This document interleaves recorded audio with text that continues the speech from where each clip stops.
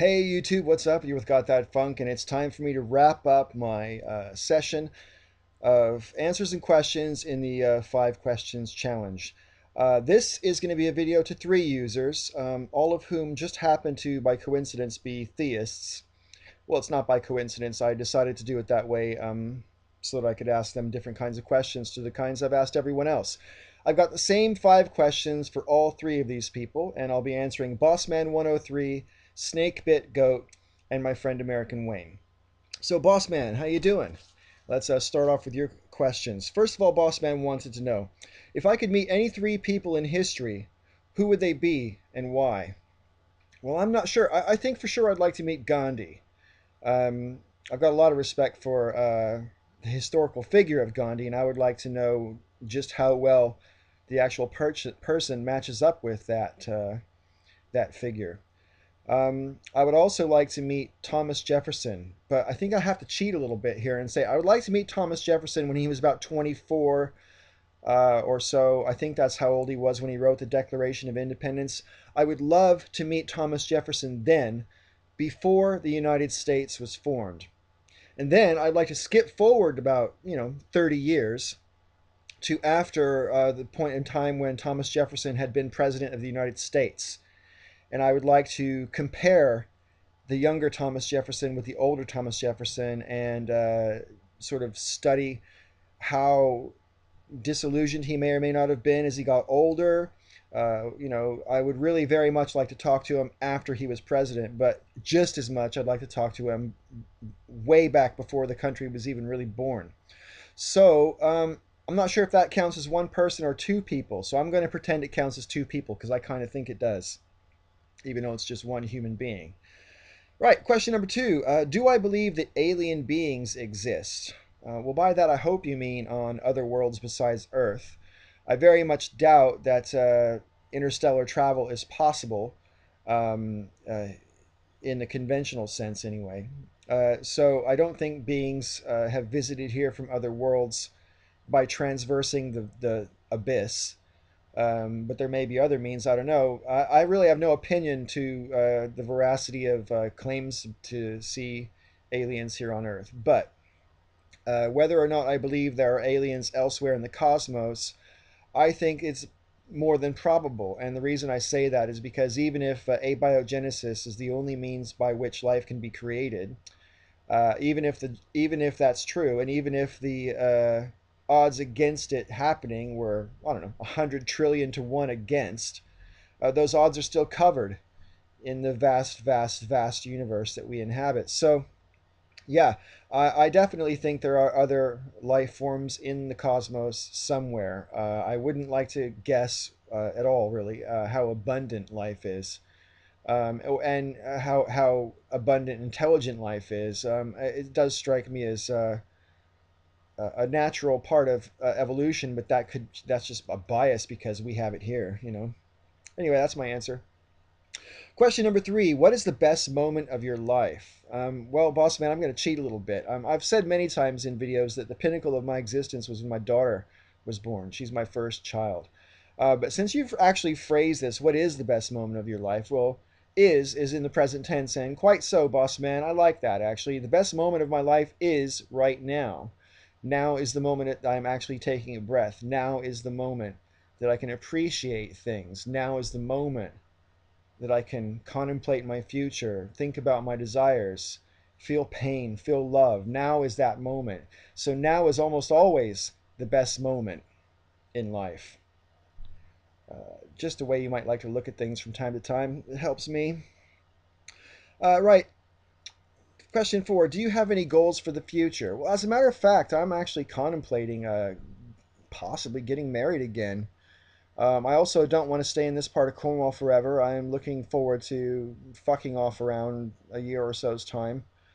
I want to travel the world a lot. In particular, it's a lifetime goal of mine to visit the Kumbh Mela in India, either in 2013, or if I miss that one, I'll have to wait till 2025, which I would rather not do.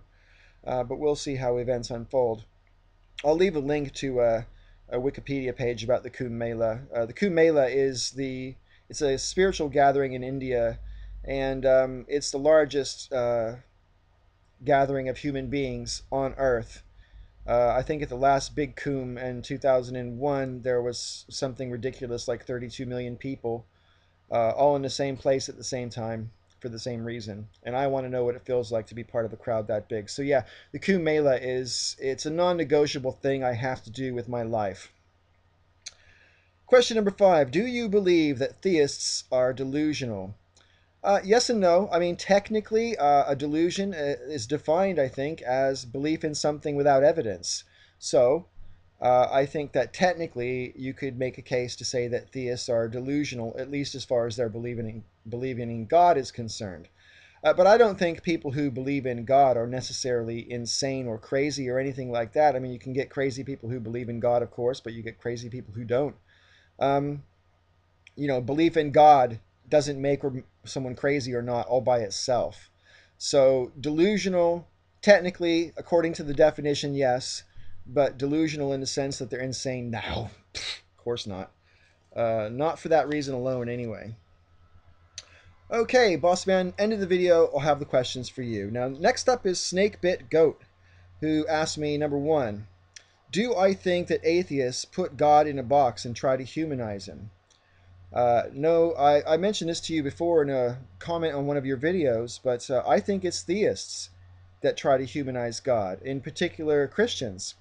Um, Let me just give you an example. In Genesis, it mentions God walking in the Garden of Eden. In Genesis, it mentions God wrestling with, is it Jacob, I think? And those are human activities. In the Bible, it talks about God having wrath and God getting angry, human emotions. I think, quite honestly, to suggest that theists don't humanize God, I mean, as I mentioned to you, you even refer to God as Him, and you say that's biblically accurate. Well, in English, yeah, but have you looked into the fact that a lot of the times the descriptions of God in the original tongue is uh, not gender specific? Anyway, that's my thought about that. Question number 2. Do you think Robert E. Howard is a better author than J.R.R. Tolkien? No opinion. I've never heard of Robert E. Howard, and I confess my ignorance. Question number 3. Could Ronald McDonald beat up Harry Potter? And if you could be the corner man for one of those two, who would you pick? All right. Well, I would pick Harry Potter, and I would therefore hope that Harry could win because magic kicks ass over hamburgers. Question number 4. Would you rather rescue a dog or take one from a beater? I would rather rescue a dog. I mean, taking a dog from a beater I think you'd have to be more well trained on how to deal with that kind of a dog than I actually am. I'm not necessarily bad at raising dogs. I understand canine psychology to a degree and stuff like that. But dogs that have been beaten, I think, need a special kind of care. And I'm not 100% sure. I mean, I'm not home often enough to provide the kind of care that might require. Question number 5. Do you think Christian apologists are admirable, or do you think they are slimy snake oil salesmen? Well, William Lane Craig is an example of a slimy one, if you want my opinion. And my friend on YouTube, Epidemic 2020, is someone who I would call an admirable apologist. And the reason I say he's an admirable apologist is because he argues from a point of genuine personal conviction rather than trying to score points. He doesn't seem to be obsessed with whether or not people think he's right. He's more interested in the conversation and the exchange of ideas. And anybody who's willing to have that kind of conversation, I do think is admirable. I think he happens to be misguided in many of his opinions, but that's because I'm an atheist. And I think, he's one of the harder people to argue against here on YouTube as far as I'm concerned. And it also helps my opinion of him in the so far as he is friendly and polite to a fault. He very well represents a believer, in my opinion. Right. Last up here, but certainly not least, is my friend American Wayne, who's asked me 5 pretty damned interesting questions.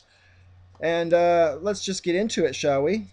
Wayne asks me, will I now admit that I may have been... Oh, sorry. I'm gonna phrase it the way Wayne phrased it. Will you now admit that I may have been right about the Muslim Brotherhood taking over Egypt. And Wayne obviously mentions that it's still too early to tell, but early signs be that the Muslim Brotherhood might be forming a government in Egypt. Well, Wayne, will I concede that you might be right? Well, sure. I mean, I'll concede that you might be right, but I think it's still, as you pointed out in your video, a little bit too early to tell. I mean, unless I'm horribly misinformed, they still haven't had free and fair elections in Egypt since Mubarak stepped down. And, if the Muslim majority takes the government and sorry, Muslim Brotherhood makes a majority government, rather, sorry, um, Wayne, I'll tell you what I'll do. I will make a video response to you saying Wayne was right and I was wrong. How's that? Right. Question number 2. Have you ever been to a charismatic evangelical church where people speak in tongues and have gifts of the Spirit and so on? Please tell us about it. Yeah, back when I was, I suppose I would describe it as experimenting with Christianity. I had roommates who were staunch Christians, and they were forever trying to get me to come to church with them. And there was a church called the Open Bible in Santa Rosa, where I come from in California. Um, and it was something I had never experienced before. My previous experience at church was at a Baptist church, Southern Baptist church in the same town. And when I went to the Open Bible, it was altogether different. There were people throwing up their hands in the air and making a whole lot of noise and dancing around and swaying, and some people were speaking in tongues. They baptized in the Holy Spirit there. And I can tell you a little bit about my experiences there. They had a fellow who was supposedly a prophet of God come to the church for a week to minister to the parishioners and to receive and give messages to certain people and whatever in the congregation. And my roommate John had gone along, and when the prophet came to him in the crowd, he just picked John out of the crowd, apparently at random, and stood John up. And John had his eyes closed, and he was talking to John and told John all sorts of things about his life. And John started crying, and because I guess he was hitting certain triggers, and yeah, that was an interesting experience to watch because I was aware of some of the facts in John's life to which spurred John's tears during that exchange. That was on the Sunday evening that the guy was there. On the Wednesday evening, I went back, and he asked us all to bow our head and close our eyes, which I did not do. And as he was prone to do, he sort of walked into the aisle and amongst the congregation while the people were there with their eyes closed. And he would normally come up and put his hand on someone's shoulder and choose them and I don't know if you call it minister to them or whatever the word is, but he would, commune on God's behalf or whatever. That was the presumption, right? Anyways, he saw me sitting there with a vague smile on my face, and he came right over to me and reached out his hand, and I put my hand up, and he held my hand, but he didn't pull me to stand me up or anything, and I didn't automatically stand up. He just held my hand there, and he said to me, "Mine is the most beautiful spirit in the room." And he let go of my hand and walked away. I was really interested by that, Wayne. I don't believe for 1 second that the guy's a prophet of God, but I did find the experience interesting. And I think I'll leave it there. Right, question number 3. If you and I, Wayne, had to swap places for a week, do I think it would be harder for you to live my life or for me to live your life? Well, Wayne, I don't really know enough about the day-to-day routine that you live. I myself, my kids are grown up, but I now have a woman in my life, so I'm more of a member of their family. And my working life, Wayne, I'm a body piercer. So, um, yeah, I don't really know how difficult you would find stabbing strangers for money. Also, my personal life is particularly involved at the moment, and yeah, I wouldn't want to trade places with anybody. Nudge, nudge, wink, wink. Anyway, but yeah, I don't know. I actually realized I just haven't answered your question. I think it might be harder for you, Wayne, to cope with my life simply because the your morals differ to mine, and I'm curious as to how they might influence how you could approach what I do. Yeah, that's enough said. If you want me to go into that more, we can discuss it in the comment section, I suppose. Question number 4. If I was ever in Wayne's neck of the woods, would I come to his church and hear him preach, where Wayne has been a pastor for the past 3 or 4 months? Wayne, as a social activity, I would be delighted if I was invited. It really is that simple. I am absolutely inconvertible. Uh, but church doesn't frighten me in any sense. Normally, church bores the tears off me, really. But yeah, I would go because I like you. I think you've been kind enough and friendly enough to me, despite the fact that we have serious disagreements, and I can respect that kind of mentality. Uh, Even though we disagree so much, it doesn't really bother me. And last but not least, Wayne wants to know who would win in a fight, He-Man or Conan the Barbarian? Conan, for sure. Take your fucking magic sword away. I mean, Conan has got the brawn and just the yeah, Conan. That's my take on it. All right, now all three of you have the same set of 5 questions, and let's get into it because we're getting on with the time here. Question number 1. How far does your belief in supernatural entities go? I know you're all believers in God. Do you believe in the devil as a spiritual entity? Or do you just think that all human beings have evil in their heart and sometimes fall victim to their own iniquity? Do you believe in other supernatural entities, for example, demons? If so, how do they manifest? Do you believe in fairies, goblins, um, dragons, unicorns? Do you believe in phoenixes? Do you believe in ghosts?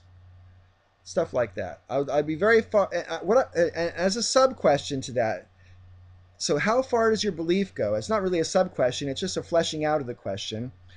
How far does your belief in supernatural entities go? Does it stop at God the Creator, or does it go further than that? And how far does it go? Do you believe in gnomes, fairies, etc.? If not, where does the line stop between one supernatural entity and another, and how do you make that determination?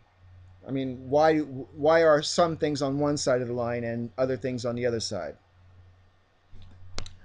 All right. Hang on. Question number 2. According to some biblical scholars, the flood was approximately 4,500 years ago.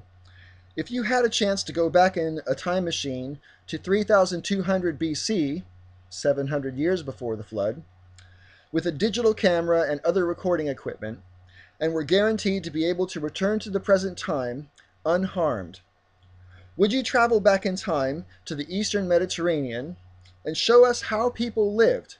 And would you be prepared to correct any modern misunderstandings with proof? Question number 3. If you had to change places and identities with a woman for an entire year, who would you choose and why? And what kind of lessons would you expect to learn? Question number 4. What would you say is the most interesting thing you have ever done? Question number 5.